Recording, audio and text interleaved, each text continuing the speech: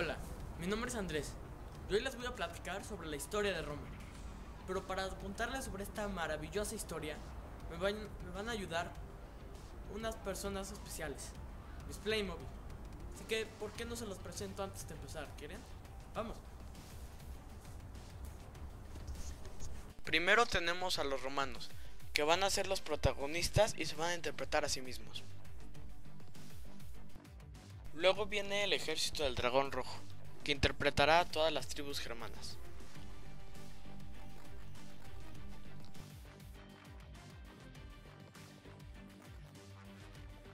Después vienen los bárbaros, que se interpretarán a ellos mismos.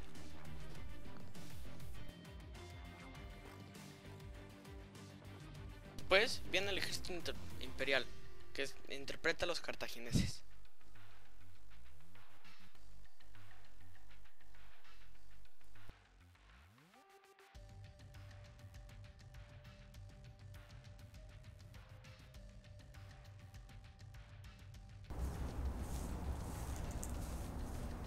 Ahora que ya conocen a los Playmobil, ¿por qué no empezamos a contarles la historia de Roma? Uno de los más grandes imperios que ha visto la historia. ¿Va? El Imperio Romano ha sido uno de los más grandes imperios que se han visto en la historia, abarcando todo lo que en algún momento se llamó el mundo conocido. Esto gracias a grandes campañas de conquista y guerra.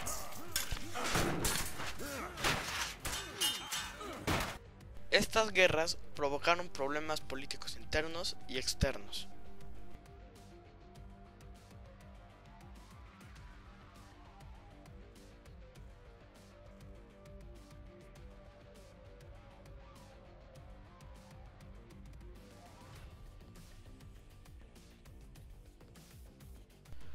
Roma, año 753 a.C. La leyenda cuenta que un príncipe troyano huyó tras la caída de Roma. Se casó con la hija de Latino, rey de los latinos.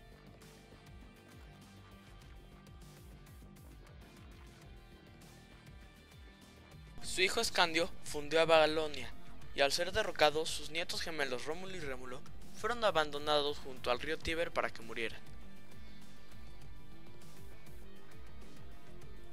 Una loba los halló y cuidó de ellos, y decidieron crear una ciudad en el lugar en el que fueron abandonados.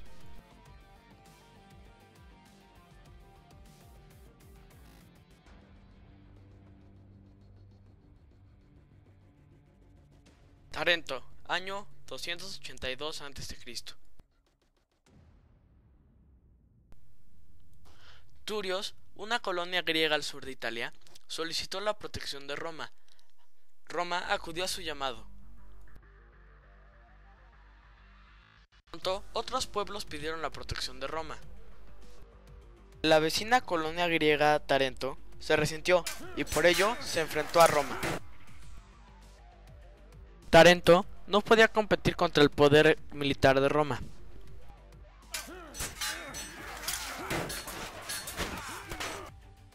De este modo, solicitó la ayuda de Pirro, rey de Epiro. Pirro derrotó a los romanos en 280 a.C., pero a costa de la muerte de gran número de sus soldados. De ahí la expresión de victoria pírrica.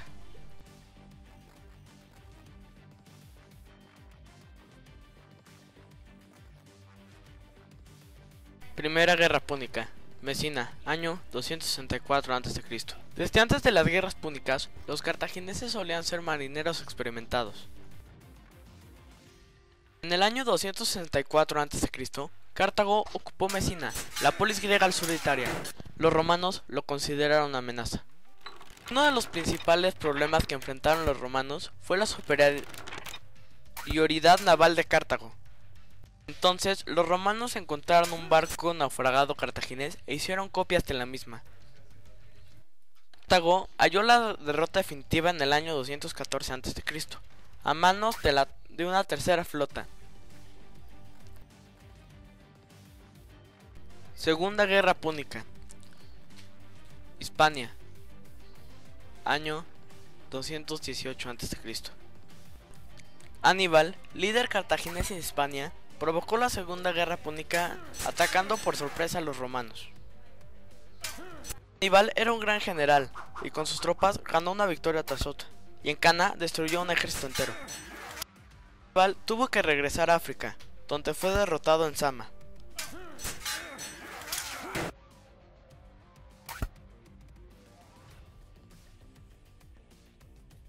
Tercera Guerra Púnica. Año 203 a.C. Cartago. La llamada Tercera Guerra Púnica consistió básicamente en la batalla de Cartago. Una operación de asedio de larga duración que acabó con el saqueo y la destrucción completa de la ciudad de Cartago.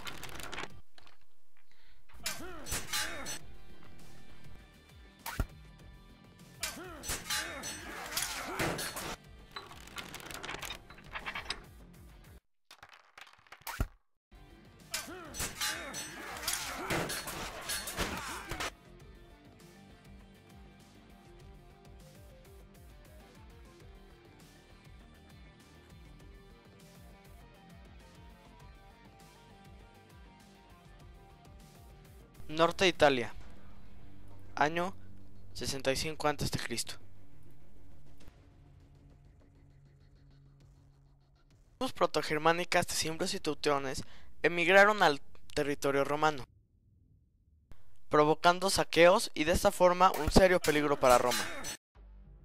El cónsul romano Gneo Papiro Carbón guió a las legiones y después de realizar una impresionante demostración de fuerza, ocupó una importante posición defensiva y exigió a los cimbrios abandonar la provincia inmediatamente.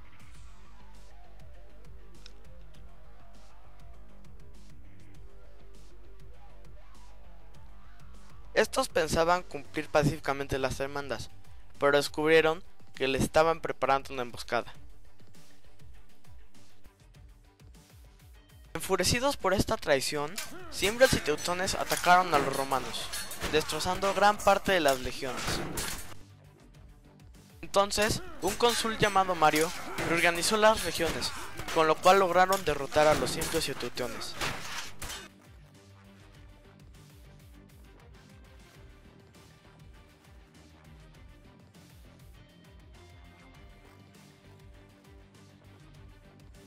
Sur de Italia, año 73 a.C.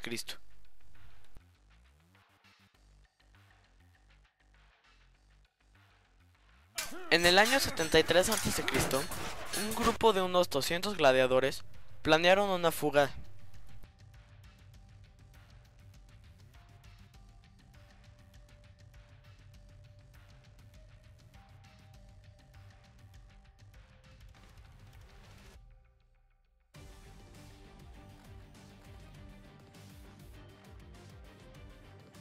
Lucharon hasta escapar de la escuela.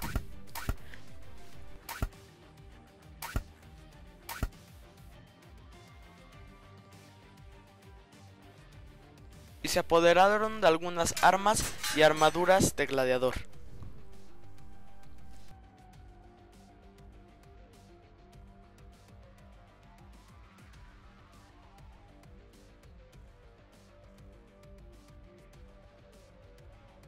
Una vez libres, los gladiadores fugados eligieron líderes a Espartaco y a Craso. Las revueltas y los asaltos llamaron rápidamente la atención de las autoridades romanas.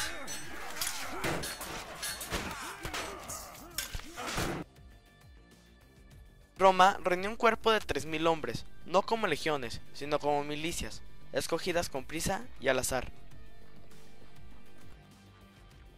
Las fuerzas romanas asediaron a los esclavos en el monte Vesubio. Como los esclavos carecían de entrenamiento militar, mostraron cierto ingenio en el uso de los materiales. El uso de tácticas inventivas y poco ortodoxas resultó en una aplastante derrota a los romanos.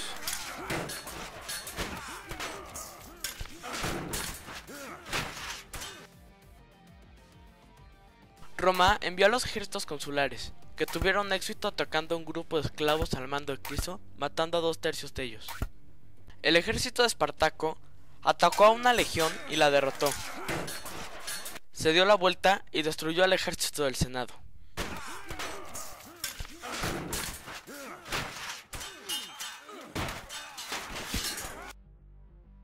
El Senado, alarmado por la aparentemente imparable revuelta, encomendó a Craso la tarea de sofocar la rebelión, sumando un ejército de unos 40.000 soldados romanos entrenados. Craso trató a sus legiones con una disciplina férrea e incluso brutal. Recuperó el castigo del decimato, castigo mediante el cual mata a 1 de cada 10 soldados en castigo por su cobardía.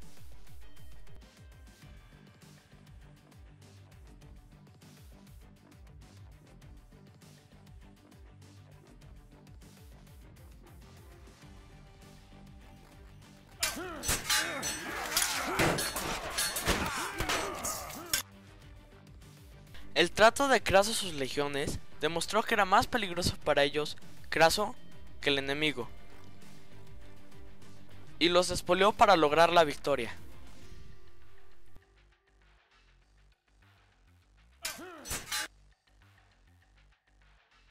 Se desconoce el destino final del propio Espartaco, ya que nunca se halló su cuerpo, pues en esta última batalla las fuerzas de Espartaco fueron derrotadas completamente.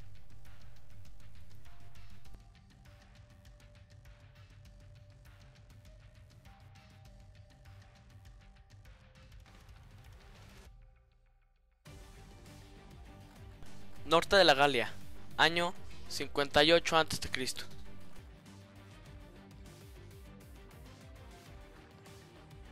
Julio César fue un líder militar y político en busca de la fortuna.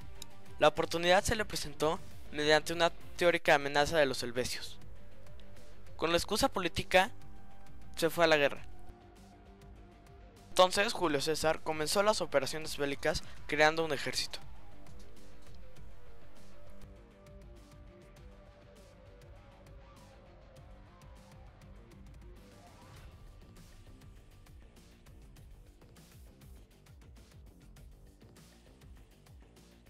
En varias campañas, César hizo una demostración de fuerza, construyendo 2 veces un puente sobre el Rin, invadiendo en 2 ocasiones Germania sin intención de conquistarla. César derrotó a los helvecios en el 58 a.C., consiguiendo de esta manera el poder que necesitaba. También derrotó a la confederación de tribus galas lideradas por Visergentórix. Utilizó en varias ocasiones la táctica del asedio, por ejemplo en la ciudad de Alesia.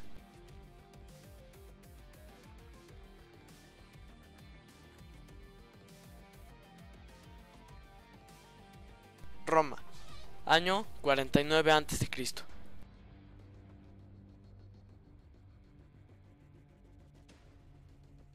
El poder que ganó Julio César hizo que perdiera apoyo político. Al perderlo, el Senado enfrentó a César, llevándolo a la guerra civil, derrotando al ejército del Senado en Hispania, Grecia y otros lugares. Algunos creían que César amenazaba a la república, por lo cual fue asesinado por un grupo de líderes del Senado, Bruto y Casio. Octavio y Marco Antonio, antiguos subordinados de César, lo vengaron, pero su relación se deterioró y se declararon la guerra. Y en el año 31 a.C., Octavio venció a Marco Antonio en la batalla naval de Actium.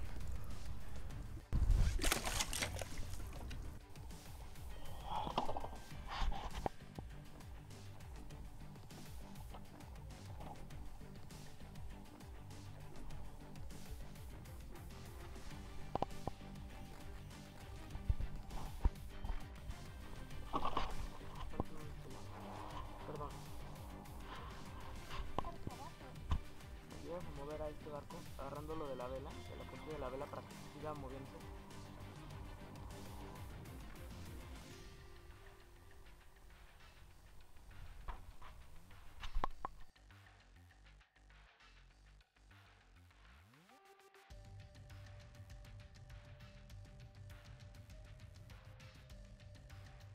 Roma, año 35 después de Cristo.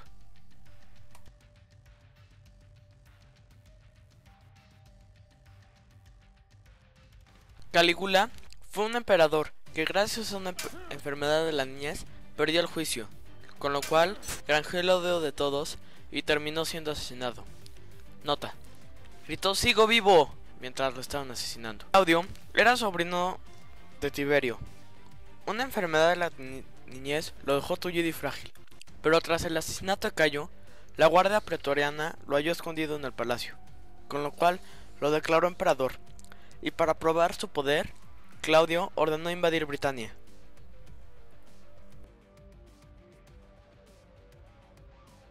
Britania, 2 años después.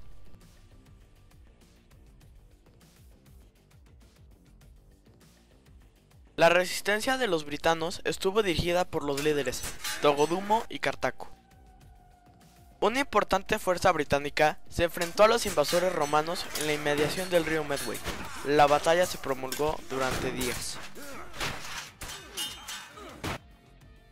Cuando el líder britano Togomundo murió tras el declive del Támesis, Roma detuvo su ofensiva y envió un mensaje a Claudio. Claudio trajo las lejanas regiones del Imperio Elefantes para probar su poder.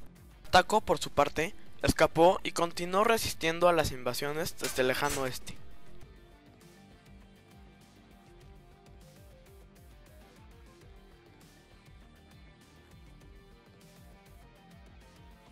Sur de Germania, año 96 después de Cristo.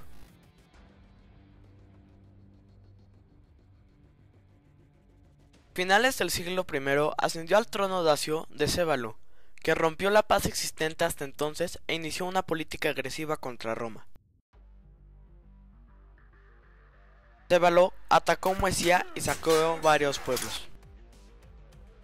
Domiciano, emperador en turno, ordenó una inmediata campaña que terminó siendo un desastre. Domiciano se vio forzado a firmar una humillante paz y pagar tributo a los dacios. Domiciano fue asesinado y 2 años después tomó su lugar Trajano.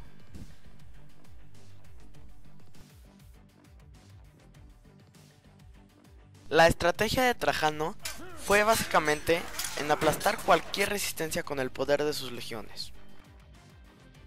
Trajano inició una última campaña contra los dacios, con la cual pretendía asediar la capital, con la cual la ciudad cayó y Dacia fue conquistada por los romanos.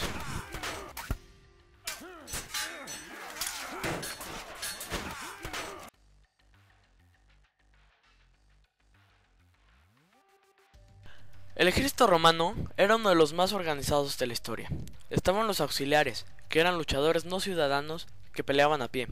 Los legionarios, que eran luchadores ciudadanos que peleaban a pie.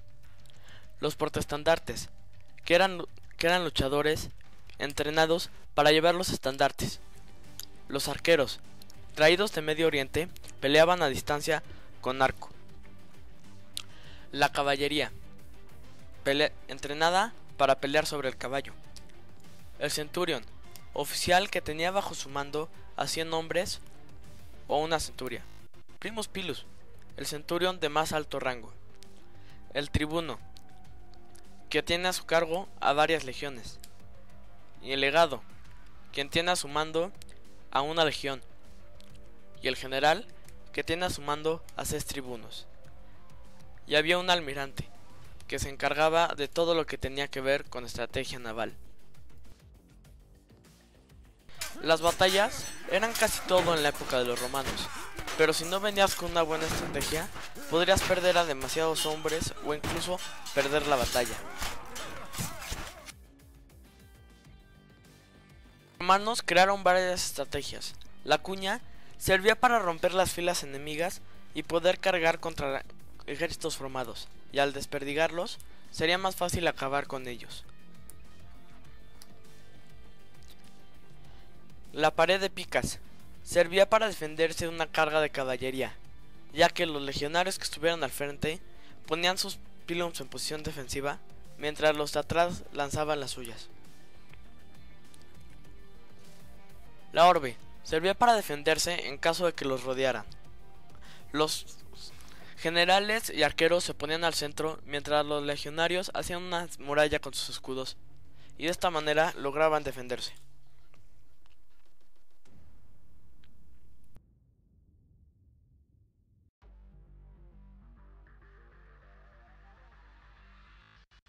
Las de gladiadores eran una forma de entretenimiento muy popular. Había varios tipos de gladiadores, como por ejemplo los mirmillones. Se distinguían por su casco de bordes amplios, con una alta cresta, cinturón ancho, armadura en su brazo y el clásico escudo del legionario romano, aunque en algunos casos podían no llevar este escudo. Los amitas, que llevaban un escudo oblongo, un casco con visera, cresta y cimera de plumas. Y los reciarios vestían túnica corta con cinturón y llevaban el brazo izquierdo cubierto. Iban con la cabeza descubierta y armados de una red y un tridente, entre otros. Bueno, creo que ya les he contado todo lo que les puedo contar y de lo que me alcance el tiempo. Así que espero que hayan logrado aprender algo y haya sido tan entretenido como fue para mí crearla, editarla y otras cosas. Así que gracias por su atención y espero que lo hayan disfrutado mucho. Hasta la próxima.